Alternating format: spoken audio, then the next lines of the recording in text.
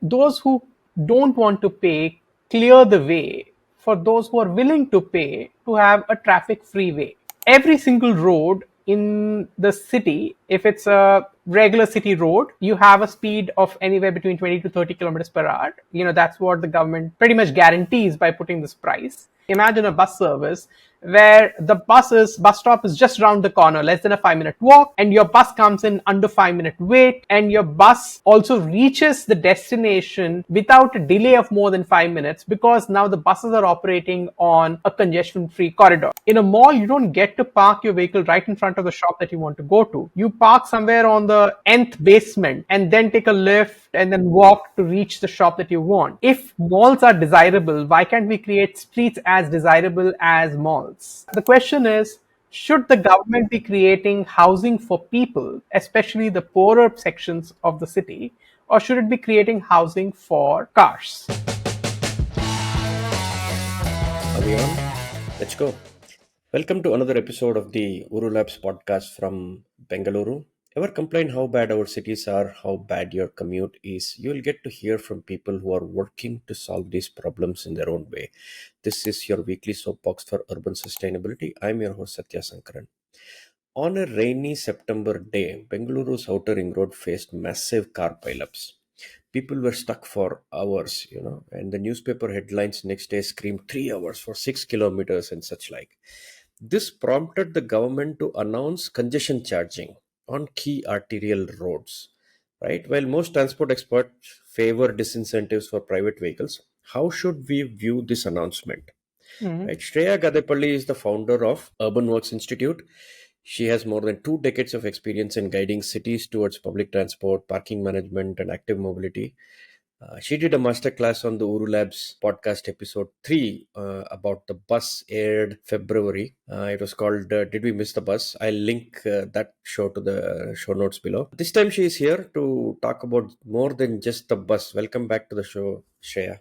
Fantastic to be back again here, Satya. So thanks for having me on OoruLabs podcast. So I wanted to just check with you on what really is congestion charging. I want to demystify that for people. Everybody seems to be thinking about it in a certain way.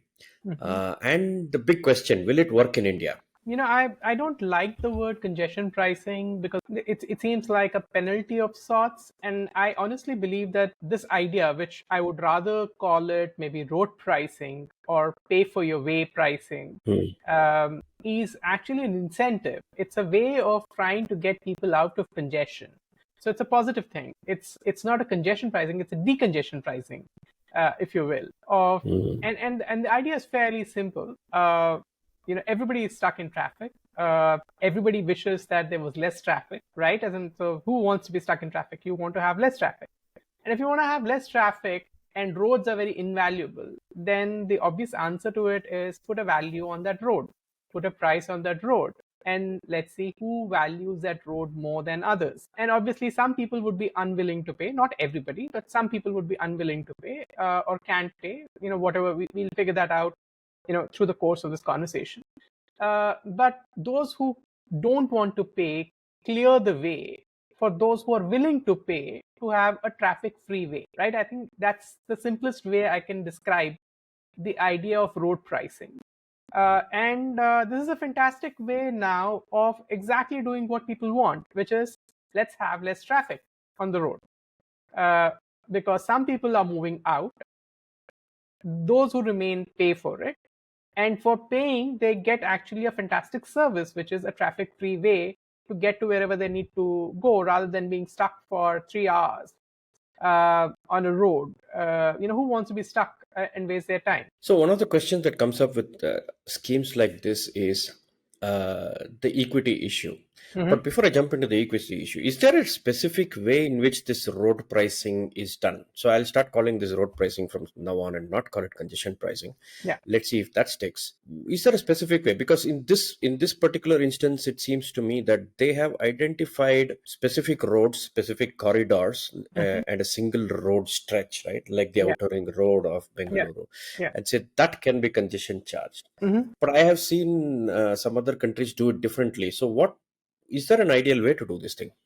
So yes, and so there are, broadly speaking, two ways in which you can do this. One, which is the London model of doing things, is identifying a certain core area which you think is congested, and you then put a price on anybody trying to enter this area from any side. So essentially, every single radial that's coming into the city core pays a price to get into that city core. Now that's a simple idea. You put a price, uh, but it's not as effective, because even though it does dissuade people, because it's a fairly hefty fee that you have to pay to get in, over £20 that you pay for entering. Once you are inside, it doesn't have a very nuanced way of saying, okay, which roads are more congested than others, and therefore can we get people to not use certain roads within this area. And it works very well if the area is very small, but if the area becomes larger, then you start having issues of congestion within that area as well, right? So once you're in, you basically can drive on whatever roads you want to drive. So it puts a hefty upfront price, but once you're in, then you are incentivized to use that area, if you will. Now, an alternative which I kind of prefer is what Singapore has done, and of course, Singapore's system has evolved over a period of 50 years. It's the oldest road pricing scheme that we have in the world. They have corridor-based pricing. So every corridor has a price. The price differs, so depending on the demand on that particular corridor. The price is evaluated every quarter of an year to increase or decrease the price, as the case might be. And so, but on each corridor, you don't pay too much. So you pay maybe like $2 on a certain corridor, $3 on something else, $3.25, $2. So on the total, maybe you pay, depending on the number of congested corridors you want to drive, or what could be high demand corridors. I don't want to call them congested corridors because they're no longer congested. Because of the price, they're actually a congestion free corridors. So it's the right to access congestion free corridors, and that's hence the idea of road price, right? So it's congestion free pricing, which is what Singapore has done, and therefore it's a more nuanced way. And what Singapore has managed brilliantly is that every single road in the city, if it's a regular city road, you have a speed of anywhere between 20 to 30 kilometers per hour. That's what the government pretty much guarantees by putting this price. And if it's an expressway, which is longer distance that you're going to maybe towards the airport or some other part of the city, the speeds are between 45 to 60 kilometers per hour. So who wouldn't want to have something like that, right? As in, when you have congestion-free roads, but you have to pay for being on those congestion-free roads. So when you do these kind of things in an Indian scenario, there might be a lot of side roads and other things that will get in the way of how you do this. It can be quite complex to implement it. I know it can take time, but do you think it is viable financially to do something like that? And what kind of an impact do you think it can have here? So do you then say road pricing on corridors is a better option? Is that what Yeah, I would you're say that road concluding? pricing on certain corridors, or especially the important arterials that you have in the city, you're putting a price. Now, would people then shift to smaller roads? Probably, that is a possibility. You do want to not overwhelm the smaller road network of the city by these vehicles. So therefore, you need to figure out how exactly you might want to price. Now, the next version of congestion pricing or road pricing, which Singapore is going with, essentially your vehicle, gets tracked wherever you're going, and depending upon your net trip that you've done, you get priced. So you basically don't have any more these gantries which detect your entry to be priced. Instead, it's more like, imagine a GPS system which is telling you how much that price is for having used a certain route in the city. One route might be shorter but more expensive. Another route might be slightly longer but maybe cheaper to use. A third route might be free to use, but it's the least convenient route to use. And that's the brilliance of technology. So I think the technology is constantly evolving, and we should think about whatever is the simplest way of doing road pricing. And in India being one of those countries which has adopted the mobile telephony in place of landlines, it's done brilliantly in terms of mobile telephony. And you can very easily start using now the same ideas as mobile telephony for road pricing as well. That's very interesting because I think we could leapfrog, like you said, and try to use these tracking. So this also means that our road signs is going to start having price next to the road exit as well, right? So you'll say take left $5, take For all right you know, it can be on whatever. your own screen, on your So mobile that could, screen. You don't need to even put those screens on yeah, yeah. the street, right? Why not have the same thing on your mobile device? Yeah, we are all looking at the mobile and driving. We don't even trust the road signs on the road anymore. That's So right, I right? don't So see much road signs anyway. Yeah, so I think you're right. So I guess we'll have to look at that. But tell me something. yeah. Along with this aspect of other roads becoming a casualty, there is also this question of saying, how can I be excluded if I cannot pay? There are blue collar workers coming in there, and maybe the employers can subsidize or something, but is there an exclusion that is happening as an unintended consequence of road pricing? So, I think we need to look at it slightly differently in the Indian context. In the American context, where often the Hmm. questions of equity are raised, in many cities, nearly 80% of all trips are on cars. Even the less well-to-do people are using cars in these cities, because that's the only option that they are left with, given the suburban kind of development that they have. However, in India, as per the last census, we've seen that only 5% of trips are actually on cars to start with. Even if you were to add taxi trips, which I Hmm. would consider to be car trips, you're talking about somewhere in the range of 10, maybe 15% of all trips are car trips. So these are already people who are at the top of the chain. They have a better affordability, if you will, of transportation. The question of equity is, I would turn it around and say, because of the traffic jams that are being created by people who are on the top of the chain, the rest of the city, which is 85% or 90% of the city, is suffering from traffic congestion. Those who are on buses, who might be even on motorcycles for that matter. So, the question is, a lot of people on motorcycles. But again, even that number is relatively, is smaller than the number of people who are using buses. For example, in a city like Bangalore, or maybe about the same as the number of people who are using buses. So one, of course, you should charge two-wheelers much less, because two-wheelers occupy only about a fifth of the space as cars, and therefore maybe the pricing is going to be only a fifth of what you would pay for a car.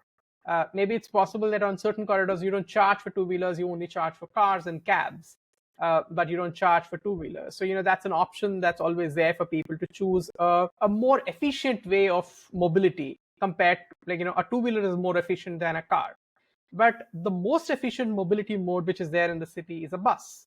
So I think it's extremely important that as the city thinks about implementing road pricing, it needs to substantially improve its bus services. Imagine a bus service, like literally imagine a bus service where the bus stop is just around the corner, less than a 5-minute walk, and your bus comes in under 5-minute wait, and your bus also reaches the destination without a delay of more than 5 minutes, because now the buses are operating on a congestion-free corridor.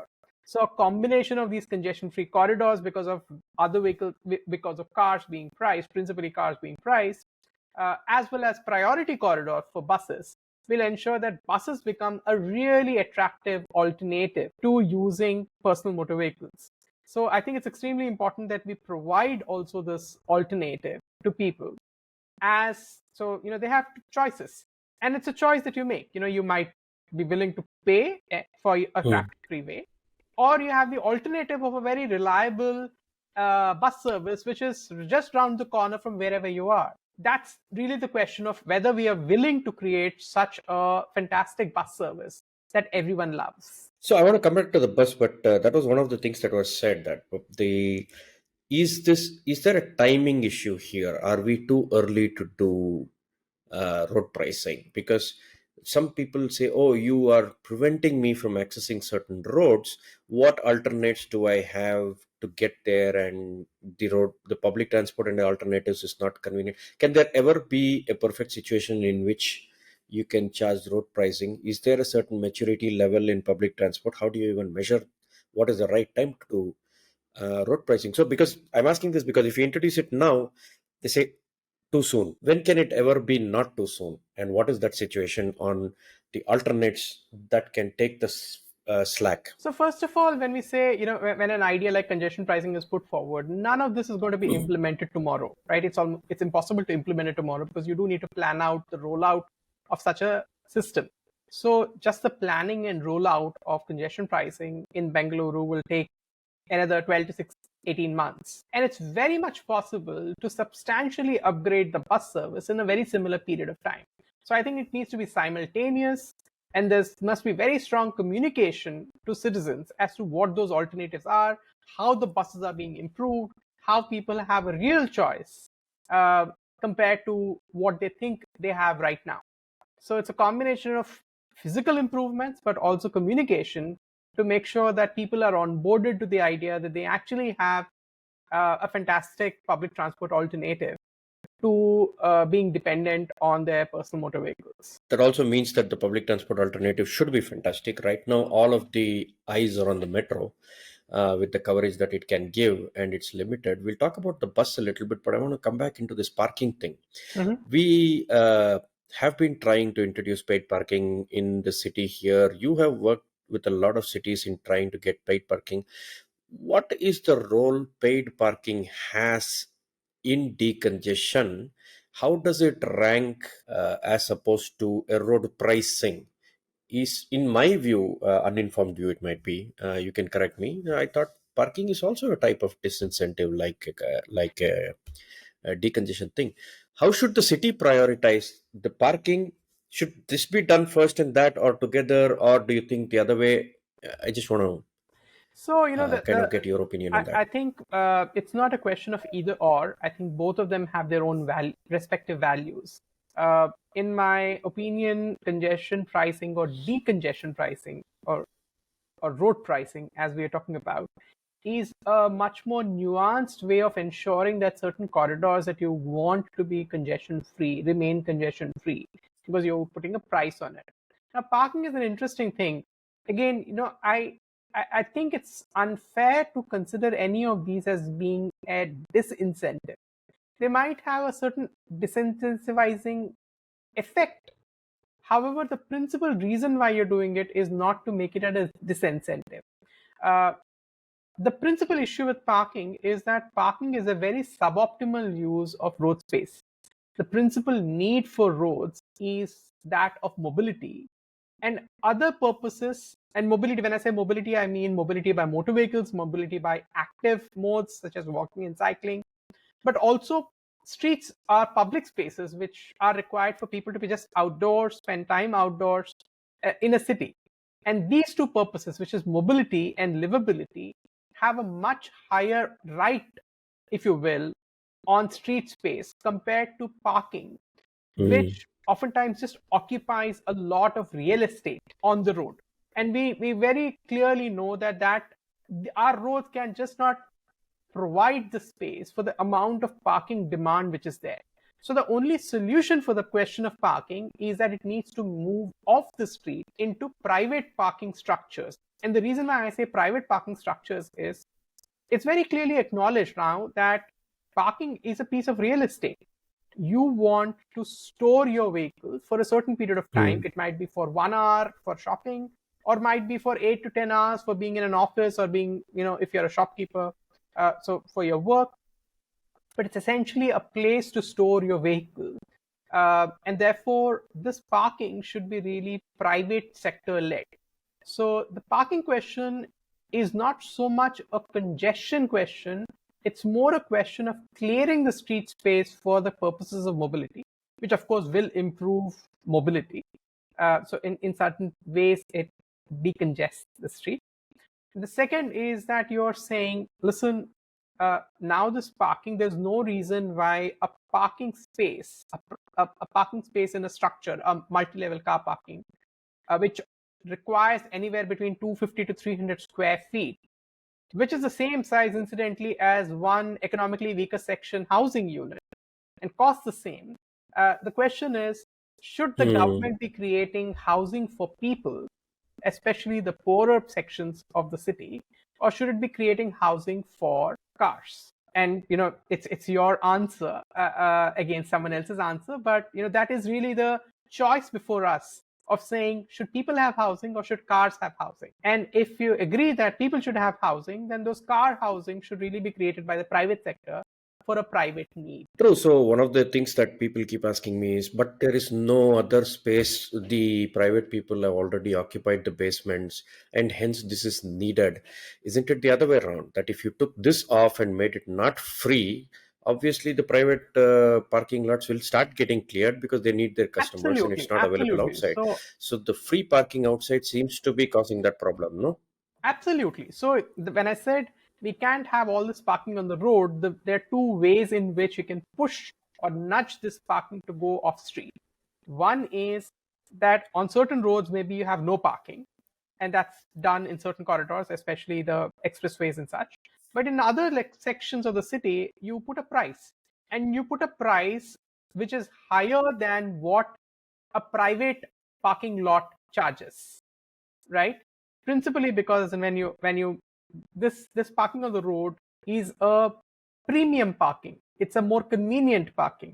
And if it is more convenient, then you should be paying a higher price than a slightly less convenient parking in a parking lot, which might be maybe a couple of 100 meters away, which might require you to walk for, say, 5 minutes after you park your vehicle to go wherever you are. I actually want to give an analogy here, which is because this is exactly what we do in a mall. In a mall, you don't get to park your vehicle right in front of the shop that you want to go to. You park somewhere on the nth basement and then take a lift and then walk to reach the shop that you want.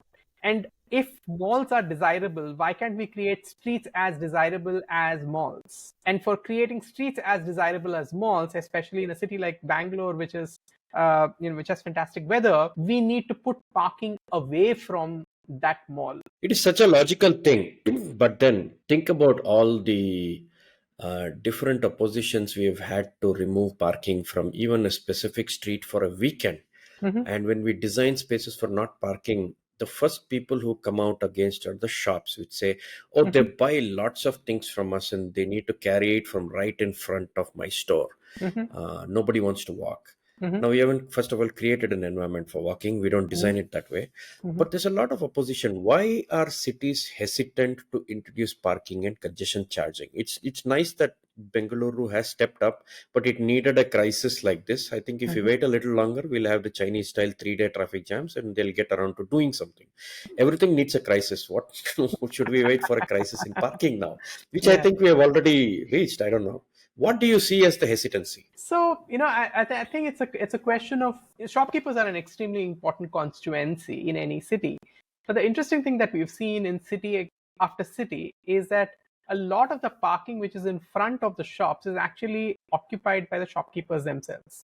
So that space is actually not available for their own customers. It is the shopkeepers themselves who are using that space. It makes sense that they want to continue to have that space, which is a very convenient space for them to park. But if you can show to them that they actually are going to get better earnings by having parking somewhere else, and making this space a much nicer walking space, like a plaza, if you will, it would succeed. And this is precisely what some cities at least have done. Like Chennai created the pedestrian plaza on Tyagaraja Road, Pondi Bazaar as it's called. And initially there was a lot of pushback from the shopkeepers. They said, we're going to lose all of the earnings that we have. What the city did was, over a series of weekends, create, through very simple pots and plants and some paint, an artificial plaza, a makeshift plaza, if you will. Initially, there was pushback from the shops. But when they saw that there were a lot of people who were actually turning up to enjoy that space, they came around and said, oh, this looks like actually excellent business for us. So why don't we start embracing this rather than opposing this? And so they came onto the table, discussed with the city how this can be done, and they had certain requirements. And of course, I think it's a give and take. And eventually the plaza got created in Pondi Bazaar, and now Chennai is creating such similar plazas in 12 other locations, from what I understand. Similar things have happened in Pune as well, whether it be JM Road or DP Road, right in the heart of the city, which has improved the values of real estate of these shops.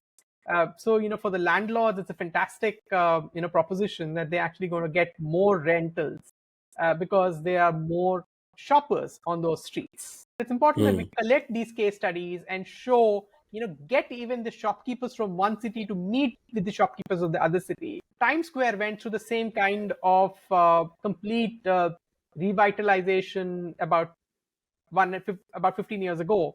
And subsequently, they even created a Times Square Alliance. All the shopkeepers around, landlords around came together to create the alliance, which wants to keep doing this, like ensure that the space remains the way it is as a great, fantastic public space.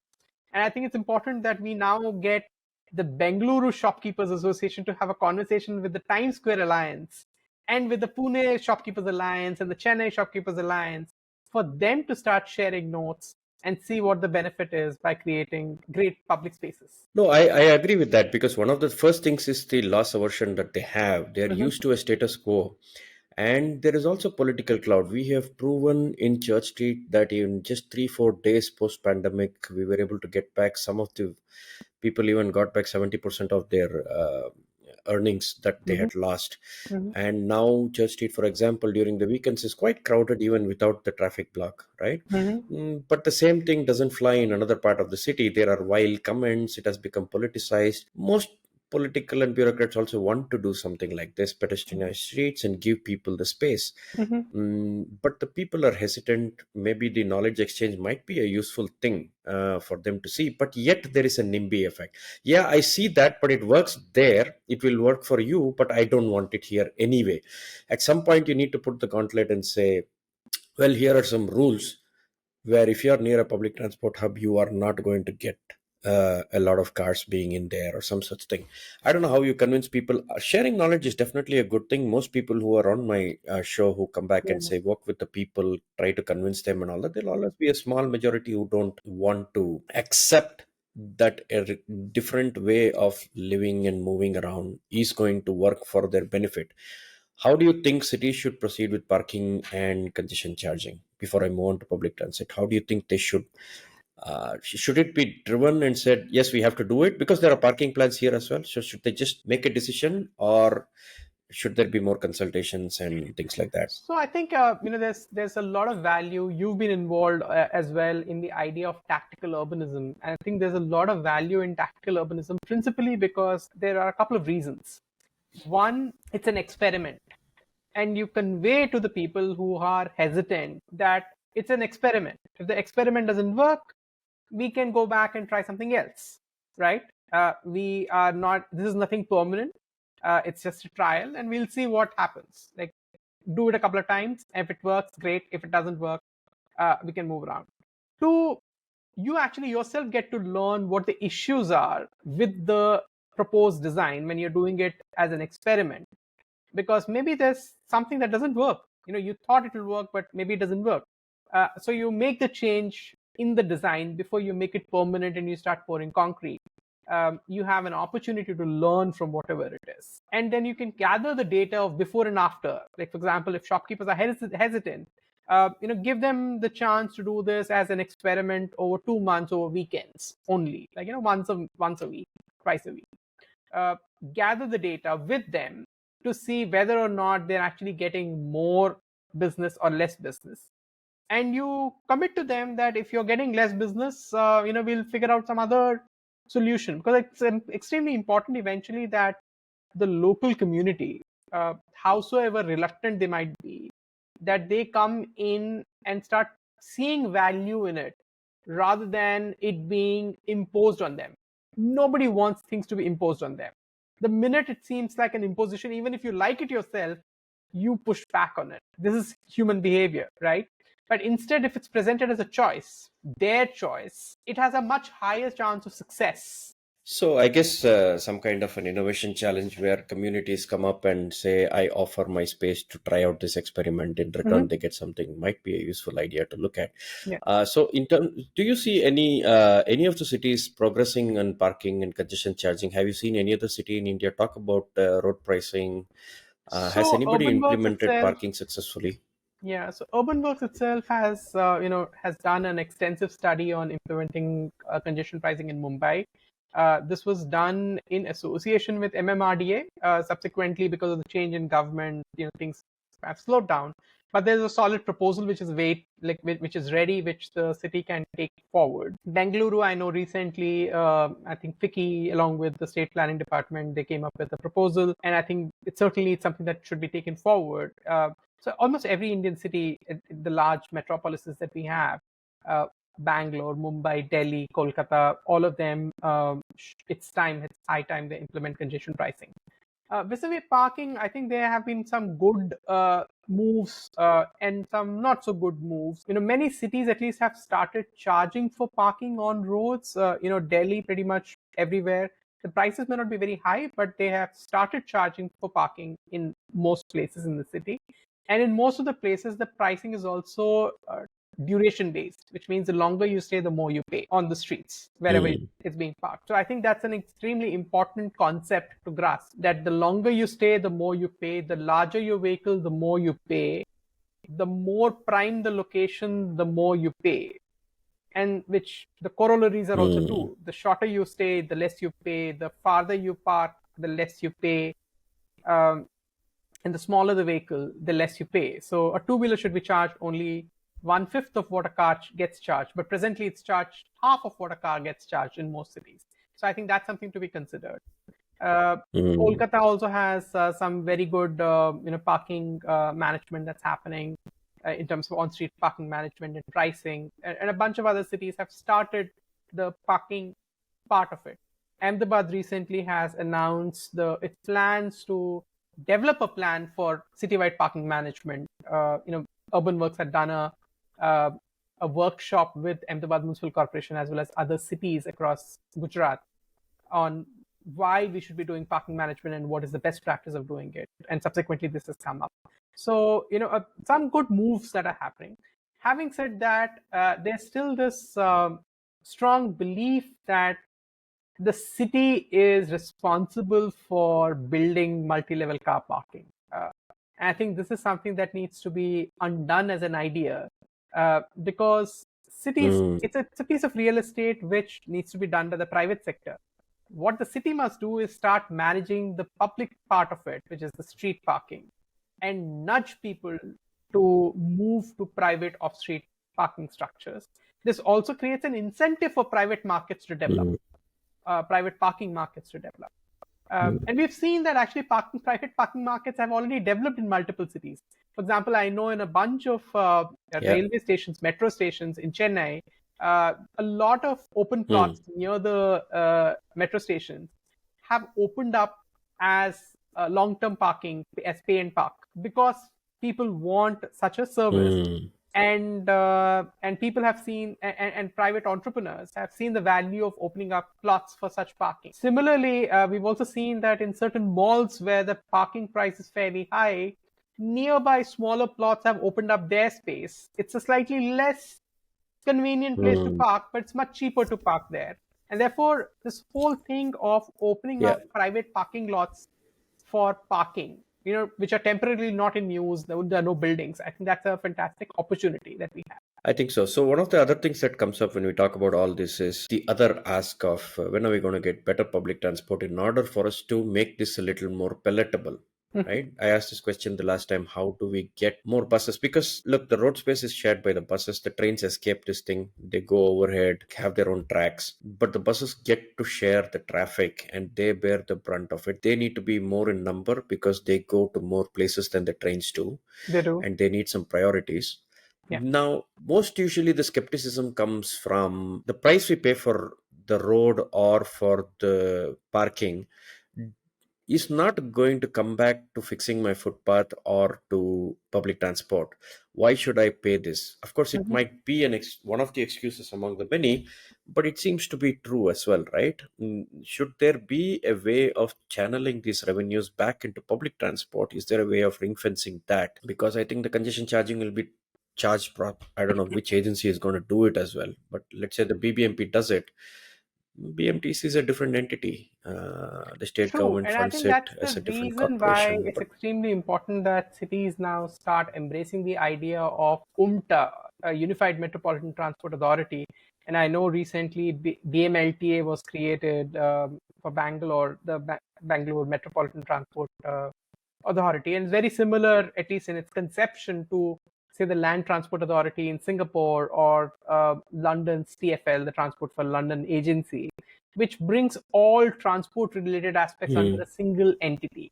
So it's time that we start strengthening these entities that we have created, BMLTA, or in Chennai's case, there's CUMTA, this Chennai Unified Metropolitan Transport Authority, and put all the monies or route all the monies through this entity, create what is called an urban transport fund.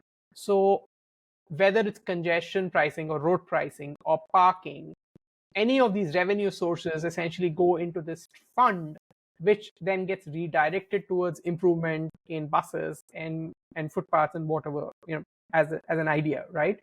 Also, an important thing is that a lot of these improvements require a lot of money upfront. So if you want to improve the bus service, you need to get those buses. You want to improve the footpath, you need that money upfront. So while the revenue from congestion pricing or parking is an ongoing revenue, and therefore we also need to have a mechanism where this agency can raise money from whether development banks or green bonds or such to get that upfront money to be able to implement the improvements, but pay back using the revenue, the constant source of revenue that they're getting from parking and road pricing. that brings me to the question of the bus now, right? So I heard that you have done some analysis on buses in various states. Where do we stand and how do we strengthen it? And what does strengthening mean? Is it just the numbers? Are there any other parameters? How do we look at strengthening the bus? When do we know we have arrived enough to tell people this is optimal and from now on you should at least not be opposing congestion charging because this should help you? After that, we know it's an excuse. Right now, it seems to me that even the bus services in cities are not strong enough to Sure. offset whatever complaints we get for imposing parking and congestion charging. So first of all, as in Bangalore has one of the best bus services in the country. Now, whether it's sufficient, that's a different question. And the answer is no, it's not sufficient for everybody to get a fantastic bus service. But it does have a good starting point as far as Bangalore is concerned.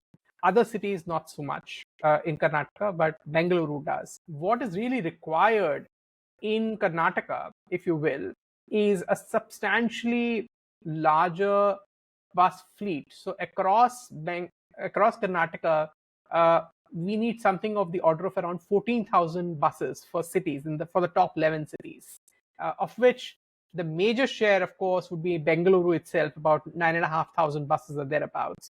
But about 4,500 buses then are for the other cities, starting with Mysore and Hubli, which are right next to Bengaluru, but then Belgavi, Mangalore, Kalburgi, Bellary, Davangere, Vijaypura, Shimoga, Tumkur. So all of these, they need buses, and we've done an analysis of how many buses each of these cities would require. Once these cities have these 14,000 buses, that would essentially mean that they could serve very easily about 2.5 crore people daily. 2.5 crore people in these cities would actually get the service. And what kind of a service? It's precisely what I spoke about at the start, which is, let's look at the 555 rule of bus service, of a great bus service. The first 5 is that you have a bus stop within 5 minutes of wherever you are. The second 5 is that your bus arrives within 5 minutes of you reaching the bus stop. And the third is that your bus reaches your destination with no more than a 5-minute delay. That's what is possible with such a bus mission. So what we need is a Shakti 2.0. We've seen how the Shakti scheme in Karnataka has been a fantastic success. People really like it. But what we need now is a mega bus mission in Karnataka, which includes Bengaluru, but also all the other cities of Karnataka. And let's call it Shakti 2.0, which completely transforms the kind of public transport that we have. Create a kind of public transport that you would want to use, right? Imagine the top business folks in the city, the top bureaucrats in the city. the top politicians in the state, Hmm. they all would like to use it. So this is not for someone else that you're creating, but it's a service that you would love to use. That's the kind of bus service that we need to create. There's always this stepmotherly treatment to the bus for some reason. Is there an image issue? I think we talked about it last time. Maybe it's Absolutely. useful to iterate it one more time for those who haven't seen it. How do you fix this image problem? Why? People don't seem to oppose the metro so much. Why? Mhm. It's a train. But then you put the suburban train, they don't like it. But the metro train, people like it. Of course, some of these are unaffordable, but then not unaffordable, but just a little more expensive for a lot of people anyway. And the bus also has a serious image problem. I don't see politicians even interested in talking about the bus in their image, in a lot of people's image minds. The image of a bus is something totally different. It's something for the poor people. It is Yeah, so not that. It gives you far more accessibility. That thing can come to 100 meters of our home. The metro cannot. yeah. So I would actually, use this idea of Shakti 2.0 to bring buses to every doorstep. How about that, right?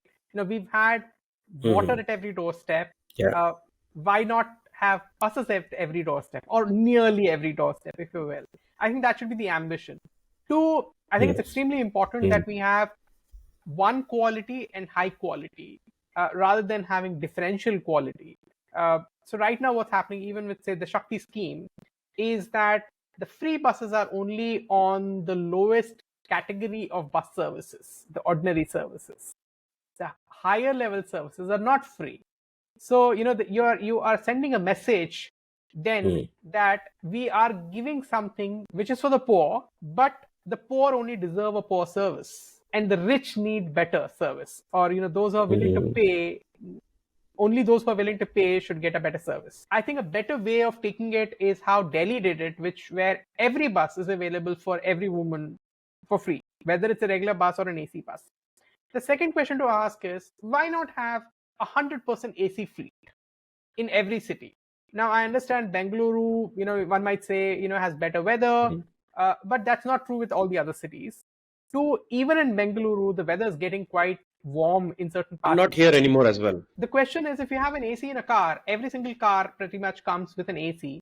Why not every single bus with an AC and is kept so well it's maintained so well that you actually desire to use? So I think it's extremely important to set the benchmark of saying buses are not for those poor people who can't afford anything else, but buses are for me. I'd like to use it every single day. That's the kind of bus service, that's the aspiration that we must set for the kind of buses that should come in our cities. I think it's extremely important to change that image of what we should aspire for, and then start working towards that. Even if it's at a initially you'd get some vehicles, but there's also communication question. Like, how do you communicate all of this of saying this is the aspiration that Mm. we have set, and this is what we are going to give to everyone in the city, right? Buses should be seen as being eco warriors, which are making you Mm. great, making the city great for having fantastic bus services. So there was this recent article that was shared around by a friend of mine that Tallinn in Estonia made buses free, and I don't know if you saw that. After a while, over the past 10 years, it seems that yet lesser and lesser people were taking the bus, and more cars were still being sold. Right? Tallinn does have congestion pricing, but I guess there was also all the buses were heading towards the city where there was some kind of a, I don't know if there was congestion pricing, but parking fee was definitely there. But there was a drop in the number of bus users. Do you really think the financial obligations will increase with more free services? There's this constant conversation around. It's not just about the women, but if there were free bus services, which lots of cities are moving towards, at least in some regions, they're making the bus services free. Is that going to put more burden? And is this burden quantified in some way that we can prove that it is worth it? So, one, I think it's extremely important to acknowledge that affordability is certainly important, but it's not the only thing. I see a lot of women using share auto Hmm. rickshaws in Chennai. I'm a regular user of buses and share auto rickshaws in Chennai, where I live. Why are there so many women in share auto rickshaws where they actually have to pay when buses are free? And the answer is one, on certain routes, there are no buses. So the only option that they have is to use a share auto rickshaw. So unless you have bus services which reach every corner of the city, you cannot expect people to be using buses. They would find an alternative, such as a share auto rickshaw, or often for men, a motorcycle, and eventually a car. That's what happens. Two, share auto rickshaws are more frequent. And unless you have bus frequency so good, and what do I mean by bus frequency so good? No longer than a 5-minute wait. So unless you have buses which do not make you wait, people will find alternatives, because just because a service is free doesn't mean that you're going to waste half an hour of your time, because you could be actually earning. And especially for the poor, that half an hour is extremely important to earn a little more for their livelihood. But for everyone, for that matter. And the rich would value their time even more than the poor. Rather than paying through their time, they would find an alternative. So it's extremely important that, first of all, the services reach every corner of the city. Every part of the city is interconnected with buses. Two, they're frequent services. And three, it's easy to reach such a bus stop. Oftentimes in our cities, bus stops have been, are farther and farther apart. They used to be previously about 300 or 400 meters apart. Now they are 800 meters to a kilometer apart, which means that it takes that much longer to reach a bus stop. And the longer it takes to reach a bus stop, the less the chance that somebody is actually going to take a bus. And therefore, unless we have more frequent bus stops, we cannot expect people to be using buses. So we need frequent stops, we need more buses to reach every corner of the city, and we need to have fantastic buses. So we need more buses, we need cool buses, and we need fast buses, which are reliable, right? So whether it is through priority lanes or through congestion pricing, which makes the corridors congestion free, and therefore the buses are not stuck in traffic, we need to make sure that buses are reliable. So I would come back to the idea that we need to have the 555 rule. And only when we have the 555 paradigm of bus services, where we have more buses, school buses, and fast buses, people are not going to choose them as their first choice. And how essential is for the city to focus on bus now? There is already a lot of attention and money spent on the metro, and now some cities already have suburban trains. There's a lot of train related, which is also something that is there. Again, you already said that there are lots of cities trying to do the bus, but not as much as Bengaluru has done. But I think we should stop giving credit to BMTC anymore, because they're just slacking off on everything. And there's, for a city like this, a bus is an important thing for many cities. In spite of this, other cities seems to be managing. How do you see the role of congestion charging in ensuring better public transport usage? You already said that it makes the bus faster. How should the cities think about buses now? And what kind of next steps should they be doing urgently? Because if you start now, you'll got procure tons of buses. And there is also this thing, when you want to have the 555, the reach and other things, you need to start defining the bus itself a little more flexibly, right? The 9-meter, the lesser than the midi buses. It seems to me that they're stuck in that whole definition of, this is a bus, it needs this driver, it needs this conductor. It's not financially viable to run a small midi bus inside a layout when you need to expand the services, right? The small buses are required and the current constraints are there. There is this constant question of how much should we be spending in these buses, and what kind of returns should we be looking at? How effectively to run the bus services? What would you say to this thing? So I would say, first of all, that buses should be seen as an investment, not something that needs to be subsidized, but something as an investment for better mobility in the city. Because when you have better mobility, and then people become more productive. When they're not stuck. We had this 3-hour traffic jam. There would be more and more instances of the 3-hour traffic jam. So which means that more and more people are going to be just wasting their time stuck in traffic and doing nothing. So if we want a 1 trillion economy for Karnataka, we need to ensure that people are not stuck in traffic. And the only way we can actually ensure that is by having excellent public transport, reliable public transport. But that reliable public transport needs to reach every corner of the city. And it's next to impossible to make that happen through a metro. Right? Metro is great. Bengaluru already has 45 kilometers and it's building more of it. But keep in mind that even cities with the best of metro, like, think London, which has not only the oldest, but also one of the best metro systems. extensive rail systems in any city, still has more people using buses than the rail. It has nearly 10,000 buses, London, and most of them are double decker, which means that they're equivalent of something like 15,000 buses in a city which is actually smaller than Bengaluru. Meanwhile, in Bengaluru, we only have around 6,500 buses, and we've been stuck at the 6,500 buses for over a decade now, while the population of the city has been increasing, right?